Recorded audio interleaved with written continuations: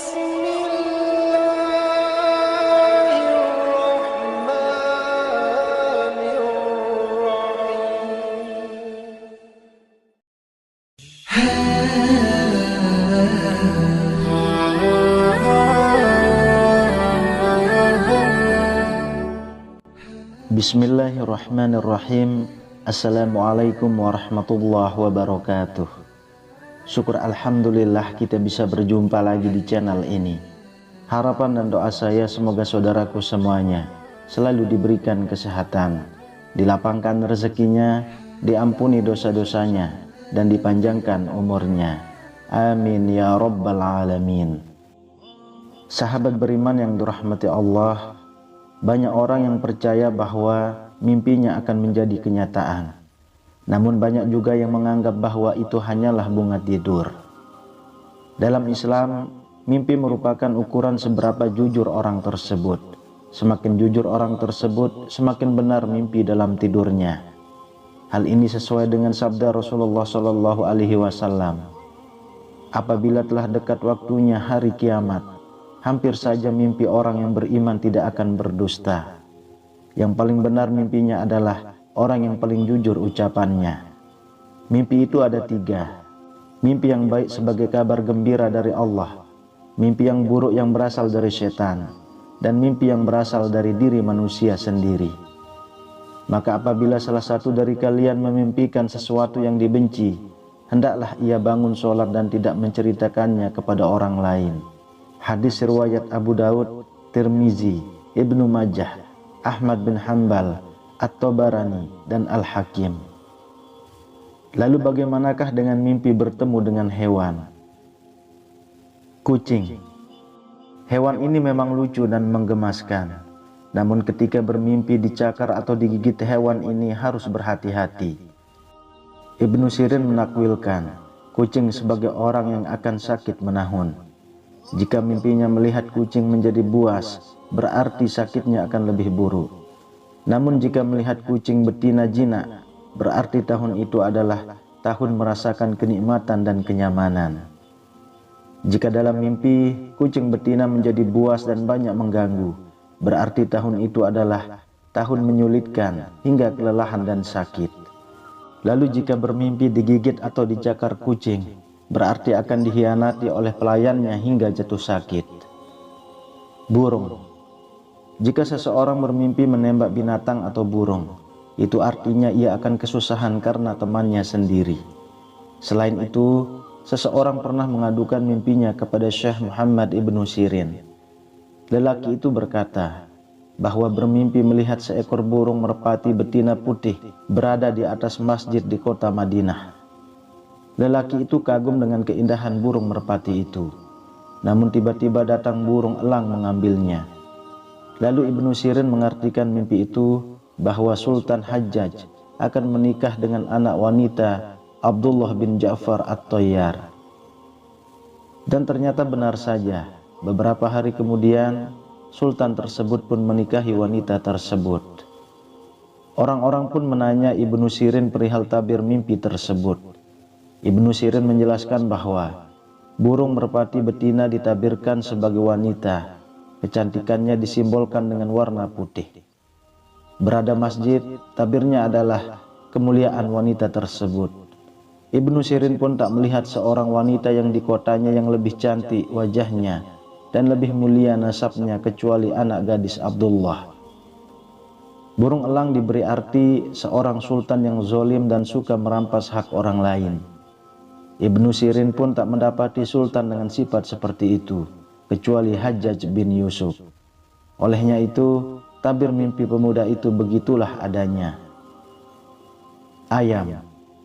Ayam jago dalam mimpi diartikan sebagai khotib atau muazin yang menyenangkan. Terkadang juga diartikan sebagai manusia yang menyeru kepada kebaikan, tapi tak melakukannya. Hal ini pernah ditanyakan oleh seorang laki-laki tentang arti mimpinya tentang ayam jago.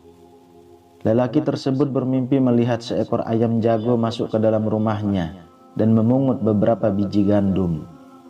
Ibnu Sirin pun berkata, jika ada sesuatu yang dicuri dari rumahmu, maka beritahulah aku. Setelah beberapa hari, lelaki itu pun datang lagi dan mengadukan bahwa periuk besarnya telah dicuri. Lalu Ibnu Sirin mengatakan bahwa seorang muazin adalah pelakunya. Ternyata kenyataannya memang seperti itu. Tikus. Tikus ini adalah hewan pengerat dan dianggap merugikan, terlebih lagi bagi petani. Dalam mimpi, ada banyak penafsiran jika bertemu dengan hewan satu ini. Ibnu Sirin menafsirkan, jika bermimpi melihat tikus terluka atau dalam keadaan mati, itu artinya akan mendapatkan aib. Lain lagi, ketika bermimpi membunuh tikus, mimpi tersebut berarti akan mendapatkan keuntungan dalam usaha. Semut. Semut adalah salah satu hewan yang memiliki kedudukan istimewa dalam Islam. Hewan ini menjadi salah satu nama surat dalam Al-Quran, yaitu An-Naml, yang artinya semut. Dalam Islam tidak diperbolehkan untuk membunuh hewan satu ini. Menurut ahli tafsir mimpi Islam, Ibnu Sirin, jika bermimpi melihat semut berbondong-bondong masuk ke rumah, artinya pintu rezeki akan terbuka dan akan mempunyai rumah dan dikaruniai banyak harta. Singa. Singa sering dijuluki sebagai raja hutan. Kerap juga singa diidentikan dengan ketabahan, kecerdasan, dan kesetiaan. Sifat-sifat tersebut kerap dimiliki oleh seorang raja.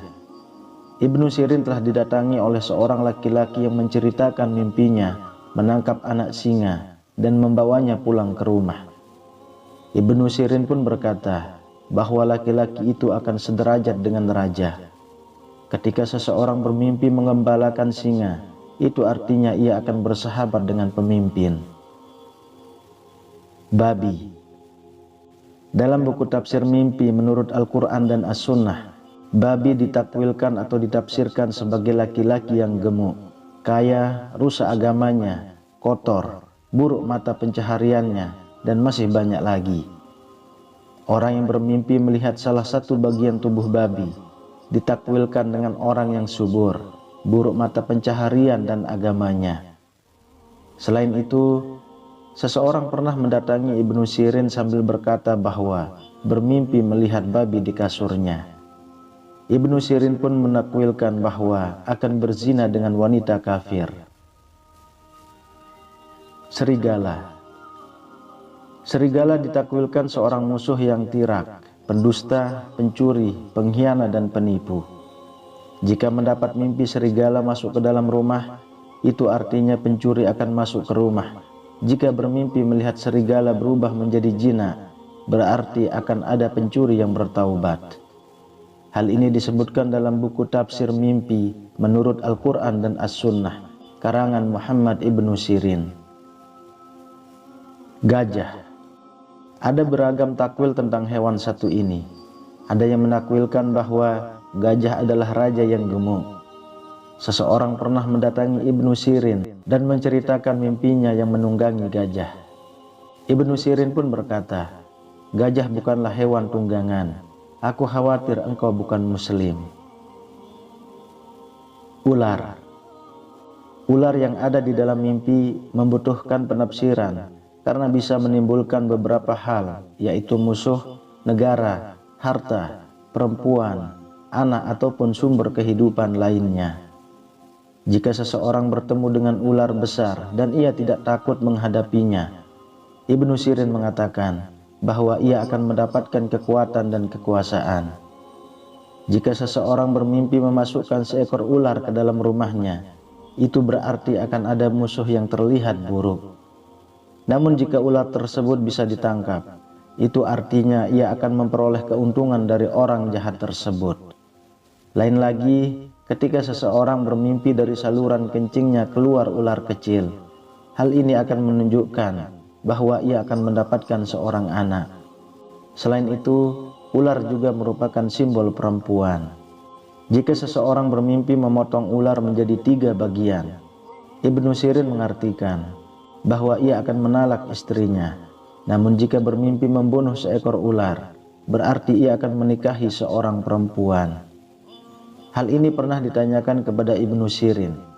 Seseorang menceritakan mimpinya bahwa Ia bermimpi melihat seekor ular yang berlari dan ia mengikutinya.